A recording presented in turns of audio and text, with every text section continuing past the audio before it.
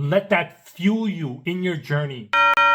Use the military as a stepping stone. Hey everybody, nice to meet you. My name is Yoon Kim. Within my time in the military, I was able to accomplish all this. My goal now is to help you freaking crush it in the military. Today's question of the day comes from Raul, who says, hello, next month I will start boot camp, but I have doubts about going to MEPS again since I already signed up. But the reason I signed up is because I was frustrated cleaning up vomits from my bus, which I drive. I was frustrated by my poverty and I decided to join in my desperation. Horrible things have happened to me. I'm from Mexico and I just wanted to escape. I have a career and I thought that if I maybe became a citizen, I would have the opportunity to go OCS, and I wanted to have faith in that opportunity. What advice would you give me? I'm lost. Of course, bro. I got you. So some key points here are frustrated by my poverty, cleaned vomit and joined out of desperation, horrible things have happened, becoming a citizen and going to OCS, and feeling lost. So first, Raul, great job on trying to find the answer. As long as you continue down on this personal development journey, you will one day find the answer that you're looking for and you will one day find yourself. There's a quote by Chris Williamson who says, heroes and villains always have the same backstory, pain. The difference is what they choose to do about it. The villain says, the world hurt me, I will hurt it back. The hero says, the world hurt me and I won't let it hurt anybody else. Heroes use pain. Villains are used by it. I believe in the journey of life, and within that life, whatever path you take, there's going to be challenges and obstacles in every direction. And when you're faced with these challenges and obstacles, you have a choice. You can either play the victim, the villain, or you can choose to be the hero that is living the hero's journey towards success. So you're frustrated by poverty? Good. Remember all the pain, the memory that is associated with being in poverty. Let that fuel you in your journey. Within your time in the military, focus on what you need to do to be financially set. You're cleaning vomit, you're frustrated and joining out of desperation. Good. Be sick and tired of where you are and who you are currently in life. It's